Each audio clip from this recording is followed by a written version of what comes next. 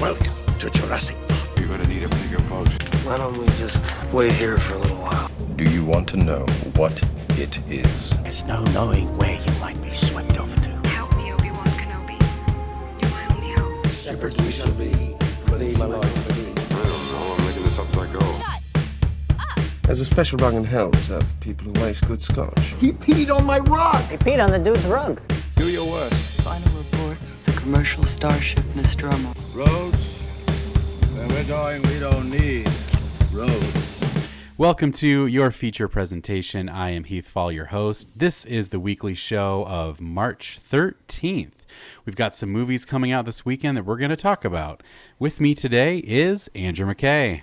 What's up, Buttercup? Just here to drop some puns and popcorn on your movie-loving doorstep. That's beautiful. That's all I've ever wanted from an intro. Oh, man. So we're going to go over the movies coming out this weekend of March 15th, but there's some Thursday releases. There's some...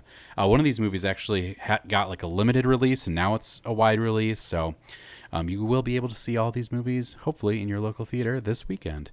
So we got 4 wide release movies.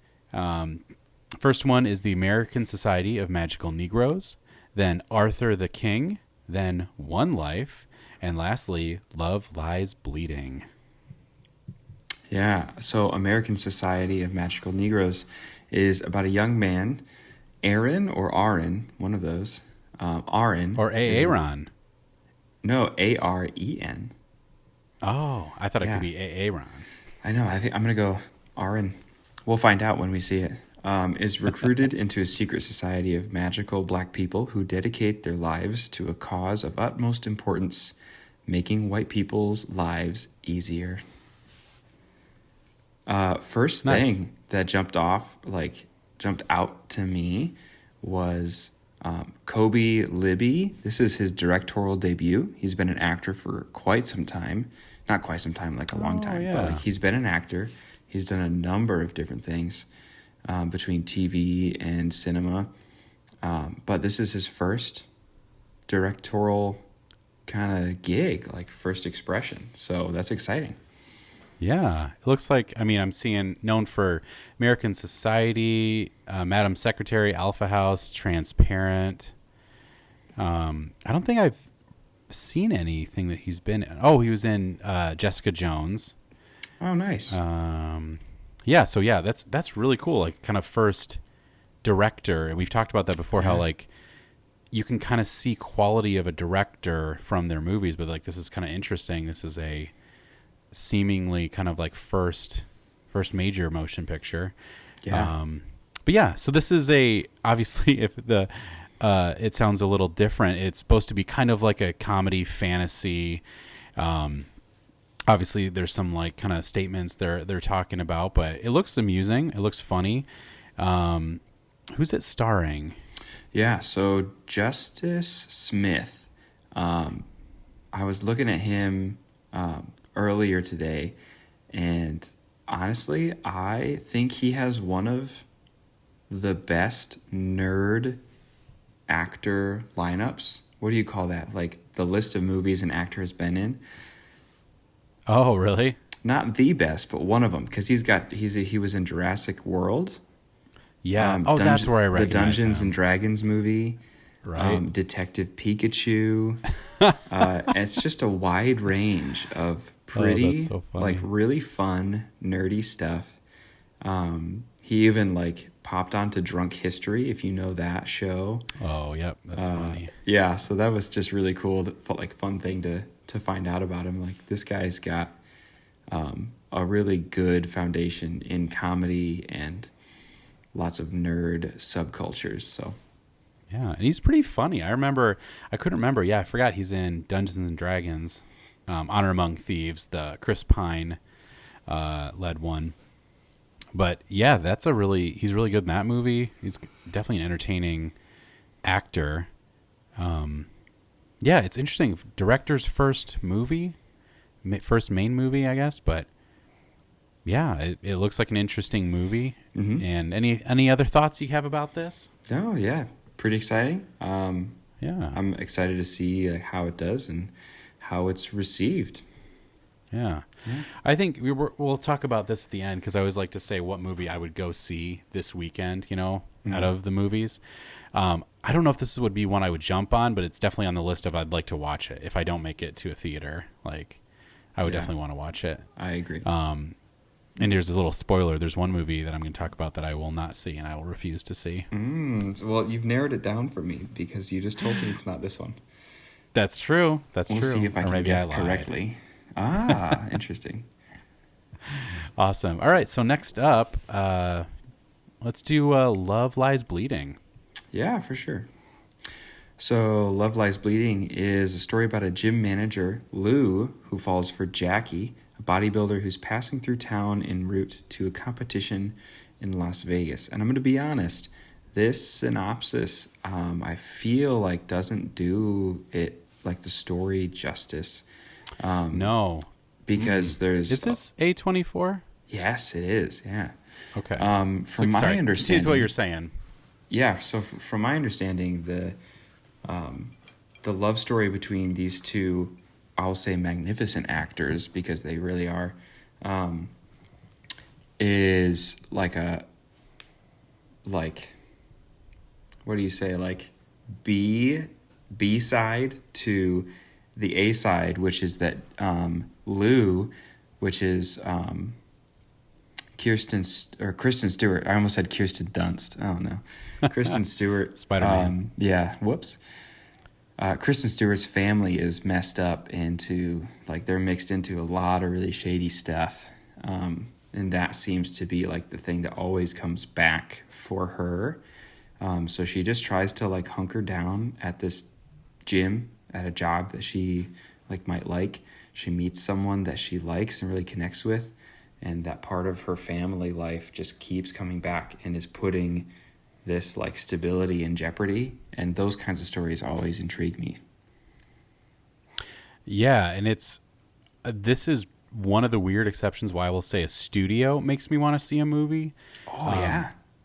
A24 is known for a lot of thrillers, a lot of suspense. So I think it's kind of if that read of the description doesn't intrigue you, that's probably okay because I think it's a lot like they would give away too much. It's a definitely watch and see kind of thing. Yes. So like, yeah, like they would probably ruin things if they said too much about the description of the movie. So it's just like, and what I would say about it from what I've seen in the trailers is, yeah, two people start a relationship. One of them kind of gangster, family member, stuff goes bad. Like that would be more of like a description of like what you're getting into.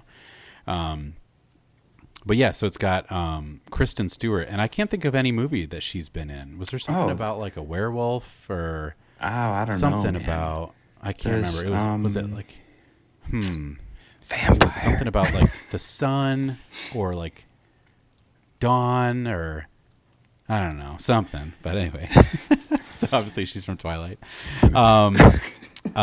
Jackie. What does she say? What is it when the werewolf like bonds with somebody? You imprinted on my baby. You named her after the Loch Ness Monster. Oh man, classic. I think I only saw the first movie of that, and I was like, okay. I was young enough that I was aware of the books before the movies came out. Sure. And I was like, I remember not really knowing the culture of like, these are, it's a crazy teen kind of thing like so many people were into. So I read the first 3 Twilight books. Like, amazing. As a middle schooler, I was just like, huh, what's this? Vampires. Okay. Cool. And then, yeah, which is kind of funny because I was just very much ironically, I was more into like movies like Underworld. But I was just kind of like, oh, anything kind of monster related, like I'll give it a crack, and couldn't stick with the movies personally, but yeah. So obviously that's what Kristen Stewart is from, not Kristen Dunst. I almost said Dunst. I'm sorry, I really messed that up. No, it's okay. I kind of forgive you. Oh, thanks. So Ed Harris is in it, and he's Lou's dad, and he's it's funny because he's bald, but in this he's still bald, but he has like a mullet around back. It's funny because he's bald in real life, and in this movie, he is still bald.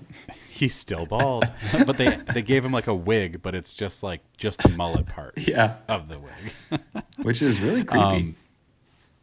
Jenna Malone is in it too from Catching Fire. I always think of her from The Hunger Games. Dave Franco is in it. And Katie O'Brien. So the other part of the relationship, she was just in the Mandalorian. Mm-hmm. She was the former Imperial agent. Yeah, the comms officer, Eliana or something like that. Elia Kane, I think. Yep, there it is, Elia Kane. I'm honestly so excited to see her in more things because I know there's a lot of back and forth and drama about that episode that she got in, was it season 3 of The Mandalorian? And people were like, oh, this is pointless. But I was really compelled by the story that they were telling in that one episode and the acting. She's a very talented actor. Yeah. So for those who aren't up on The Mandalorian, there was an episode where The Mandalorian wasn't in it, and it was just like some former Imperials hanging out on Coruscant, kind of more of a small thrill movie type thing. I think a lot of people were like, "There's no Mando in it. I don't want to watch it." I wish it had been intercut with another episode. Like, I wish we would have gotten one of those 2 storyline episodes, like they do in shows and movies. I think that would have helped it pacing wise, because when it was all by itself, it just seemed to kind of drag for me. Sure. But yeah, I don't think that was any faults of the actors. Yeah, I thought she was great in that episode. So. Yeah, it'll be interesting to see her in more stuff for sure. So A24 is a studio that just is really doing a lot of thrillers, a lot of kind of interesting movies. And I think that's one of the studios, that's probably the only studio that I can think of, maybe Blumhouse, that when I see they're doing a movie, I am definitely more intrigued than, I don't get excited if I just see a Paramount logo or a Sony logo, but someone's like, oh, it's A24. It's like, oh, this will be interesting. Isn't A24, don't they do X and Pearl? Yeah, they sure did. Yeah. What are some other great A24 movies? Dude, Midsummer is A24. I think Ari Aster, that director of Midsummer, his 3 movies might all be A24. They just did The Iron Claw, The Whale. They're they're getting, well, I mean, I don't want to say this they're currently on the way up. They're at the top, man. The last 10 years for A24 has been astounding. I was gonna say, I just brought up a list. Yeah, the Everything Everywhere All at Once, Ex Machina, Hereditary. There's some solid movies that they're producing. Every movie that you read off from A24, you're like, hit, got it, amazing. And I haven't seen all these movies, but every movie I've seen, I've been like, that was a quality movie. Yeah. And most of the ones I've seen, I've really enjoyed. And then there's a couple others that I haven't seen, but I've heard really good things. So it's I think they have a pretty good track record, at least right now. That's definitely got me excited about that movie, just from the standpoint of that style of movie, and everything like that. And I believe it's already out. So this is the one that had a limited release, and then it's getting a wider release. But I didn't know that. That's great. Yeah, so it got a limited. I'm not even sure how many theaters, but then it's wide this weekend. But yeah, that looks like a fun one. That definitely seems like a movie that's it's a movie for people who like movies, it's some are just, I feel like some are just family movies, not just, I didn't mean to say just. Some are for wider audiences, some are for families, some are for, people who like superhero movies, and it's this is definitely a movie, if that makes sense. Yes, yeah. The director, I looked up, I don't really know any of her other work. Saint Maud, Room 55, Moths. Yeah, I some felt the same. Yeah. But yeah, so that one looks good. Let's move on to Arthur the King. Great. Speaking of family movies. So Arthur the King is an adventure racer that adopts a stray. It's about an adventure racer, that adopts a stray dog named Arthur. And he joins him on his epic endurance race. Honestly, well, you can go first. Yeah, so I think it's weird because I think it's a lighter movie, but I would say it's more about an endurance race for it's a drama. So I wouldn't necessarily think this is for like a family audience. I think it's more of like people who like these types of races. I guess, interesting kind of take, more active people, who are like, oh, I like doing, I don't know, that type of training or that kind of stuff. Dog lovers, of course. Yes, of course. It's just listed as an adventure movie. And yeah, I don't know anything about the director, but yeah, what are your thoughts on it? Yeah, watching the trailer, I was like, okay, this is going to be like the families who go do the turkey trot, the run on Thanksgiving morning. This is going to be their movie. Like, they're going to watch that's this exactly movie. What I was thinking. Yes, yeah. They're going to watch this movie with their like 13, 14, 15-year-old kids, and they're just going to love it so much. It's only 90 minutes long. And I was watching the trailer, and there's a point in the trailer where he says, like, he sees the dog before they leave, and then he sees the dog 3 days into the trip, and he says, how did this dog get here? We've been running, kayaking, zip lining, and biking 200 miles. How did this dog follow us? And I went, do I have to see this movie now? Because now they have to answer that question. Because the dog has a limp. Like, the dog is injured. I think they are talking about doing a prequel movie where they show it from the dog's perspective, Benji style, and they're going to show him ziplining and kayaking. I was like, are you serious right now? Have you ever seen like the original Benji movie? I think it's been many years. Yes.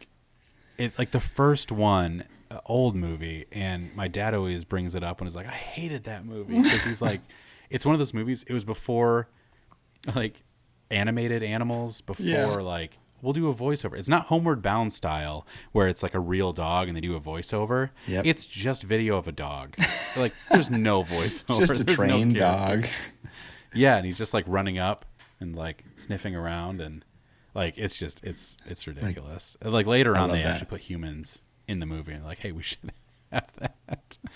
I don't believe Arthur the King is going to talk in this movie. No, I don't think so. I think that would really ruin the magic. I think it would. You're right. My noteworthy comment is that Simu Liu from Shang-Chi is in this movie. Oh, there you go. Oh, yeah. Like because the race is like a team, right? Yeah, there's like 4 or 5. I think 4 of them on the team. Yeah, and so I was just like, when you see someone in like a big movie that you like, and then they show up in like other stuff, you're just always like, "Whoa, cool!" Which kind of contradicts what I was saying last week about actors not really selling movies anymore. But we'll find out. Well, I think that it at least excited you a bit, right? It was like, hey, this should be. I like that guy. I think there's nothing wrong. I think actors should get you excited about it. I just don't think I don't think you could just put his name on that. I don't think you could just put Mark Wahlberg on a poster and you would go to it just for that. Well, that's what the poster looks like. It's just Mark Wahlberg. As Mark Wahlberg. Well, and a dog. Maybe it is. We'll see how this goes. Yeah. The director, I'm looking it up, has done a lot of TV. So I think they did The Family Plan. He directed that last year. Yeah, with Mark Wahlberg. Oh, there you go. I haven't seen that movie, but yeah, I think that was one of his first major movies, or at least movie in a while. I mean, going back to 2000, and it's all TV stuff. But so yeah, another kind of maybe untested in the movie world director. Yeah, I am, before we can move on immediately after this, but I am interested to see how he directs action, because he has some pretty good credits for TV episodes on some good shows, like C with Jason Momoa, The Expanse, Jessica Jones. Those are shows that I see as like some really good action. So I'd be curious to find out like what he was responsible for on those shows, which episodes, and how how he can relate that experience to a racing movie. Like, will I feel the intensity? Yeah. Anyway, that's my last comment. No, that's a good point. I think TV, I didn't mean to downplay that as like, oh, he's just a TV director. I just think movies are different animals, but also the quality of TV does speak. Because like, I mean, a lot of those like a lot of those Apple, or those primetime high quality TV shows are more like movies and have more movie budgets than for sure other shows. But yeah, okay, last one, One Life. So One Life is about Sir Nicholas Winton, a young London broker who, in the months leading up to World War II, rescued over 600 children from a Nazi-occupied Czechoslovakia. Oh. Yeah, and the trailer kind of shows, too, that he's, like, invited on to, like, a talk show kind of thing, and he's, like, introduced as, like, this guy that did a lot of stuff, and it's kind of like Anthony Hopkins plays the older version of this character, and then it's going to kind of go back in time to kind of show like how everything happened there. So what do you think about this movie? Yeah, piques my interest because I want to say I love Schindler's List, because you can only watch that movie so many times. But Schindler's List definitely was a movie that moved me. So this one feels very Schindler's List-esque. Obviously, I don't think I need to describe why, but so interest piqued for that reason. My interest is also piqued for Anthony Hopkins. Yeah. I think he's a great actor, and I'm excited to get the chance to see him take on not a cannibal, because we all know and love Anthony Hopkins as a cannibal. As Hannibal the Cannibal. This director, James Hayes, something like that. Yeah. Also a lot of TV. Black Mirror, Slow Horses. Which, again, it's so interesting that we've got a couple movies of people who are more of a TV director, that are kind of like, these are, I mean, this guy really seems to be the same way, like kind of more of one of his first, if not looks like his first major motion picture, which, again, not a good or bad thing. It's kind of just like, there's no track record, but it's also fresh. So that's kind of cool too. Yeah. I mean, Raised by Wolves, kind of controversial with how it went. I liked it. The Snowpiercer series was great. Did you see the Mist series? Because I did not. No, there's a series? Yeah. 2017, The Mist. Look it up. Not the, when's the other Mist? The movie? Yeah. I'm going to guess. Thomas Jane. Oh, that's a 2007 Give me a guess. movie. I've got an answer. Oh, I just looked it up too. I thought you were going to guess. Like, I know the answer. Guess. No, I should watch the series. There's a black and white version of The Mist, and I feel like it's really good, because I think the big negative with that movie, personally, I think is a lot of the effects of the creatures don't really look that great. But especially in black and white, it really helps it and kind of feels very ominous. It's less distracting. Yeah. Can I say a spoiler about The Mist? You think that's okay? I guess. Have you seen it? You've seen the movie? No, but I know how it ends. Okay, then I won't say it then if you haven't even seen it. We'll talk about The Mist sometime. We'll have to do a Stephen King movie adaptation episode. Yeah, that'd be fun. Yeah. Okay, sweet. Well, let's wrap it up for this week. So, out of these 4 movies, what's going to be which one would you like to see the most? Oh man. I think the one I'm going to see for sure is Love Lies Bleeding. Mm-hmm. Yes. What about you? Yeah, I think the same. Oh, darn. I was hoping we'd be different this week. Yep. Man. No, I mean, I don't know. One Life looks interesting. That's a tough one for me too, because like frame of life right now, like I've got 1.5-year-old daughter, and it's hard to watch serious movies. I feel like it's either like I'm either with her or I'm with like, oh, it's just me late night, and I'm like, that's not. I usually don't go for a drama at late night, you know. That's fair. But it's funny because then you say that, well, it's like, well, Love Lies Bleeding, that'd be relaxing for you. Like, it kind of is more. Thrillers are more like my vibe. Yeah. So I think I would definitely, that'd be one, like, I don't know if I'll see it. Yeah, I mean, if I was going to see that one, I'd see Love Lies Bleeding, probably. You ready for the movie that I don't want to see at all? Yeah. Arthur the King. I knew it. Yeah. I'm sorry. When you got so excited about it, I'm like, I just think it looks so cheesy. And I don't definitely care. There's I'm gonna make a generalization here and say that Mark Wahlberg recently has done action movies or cheesy family feel good movies. Yeah. Or actually, that's not true because he also does comedies.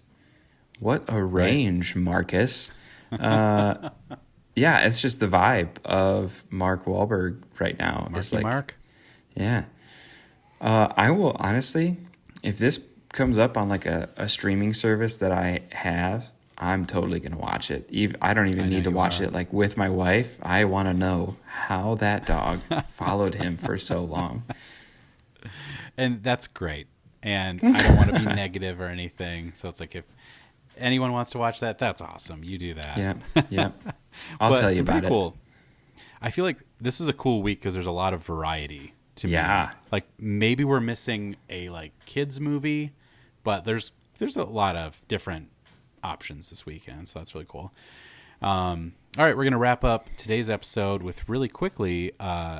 If you listen to last week's episode, Andrew asked the question if we wanted one more movie in a series, what we would want. I answered with Fantastic Beasts because I don't think they're going to make another one, and I like the series, and I just want them to wrap it up. Andrew said Mamma Mia. He wants another 3. Mamma Mia movie, and he wants another one, and I cut him off, and I said, we're out of time. Tell me next week. So, Andrew, the rest of the episode is yours.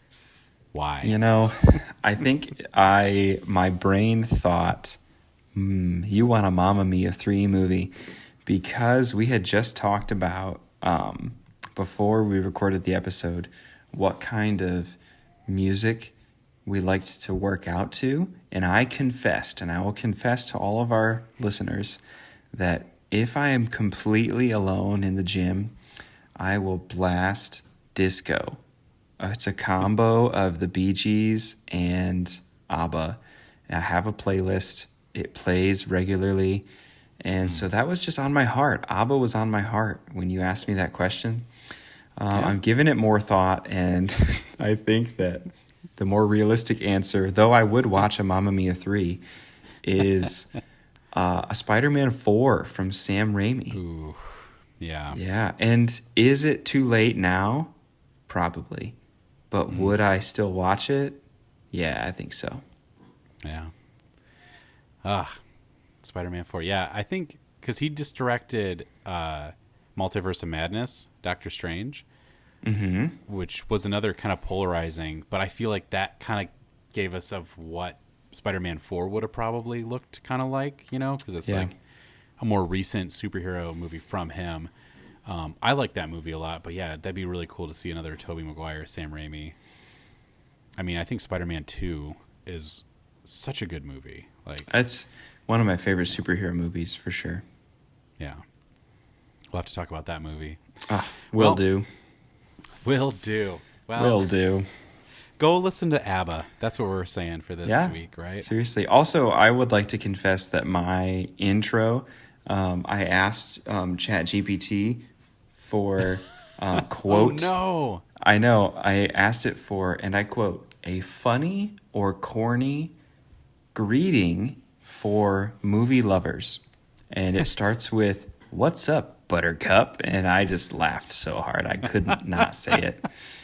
Yeah, say your welcome again one more time. Yeah. "What's up, Buttercup? Just here to drop some puns and popcorn on your movie-loving doorsteps." All right, awesome. Well, thanks for listening. Thanks for watching. Yeah, go see a movie.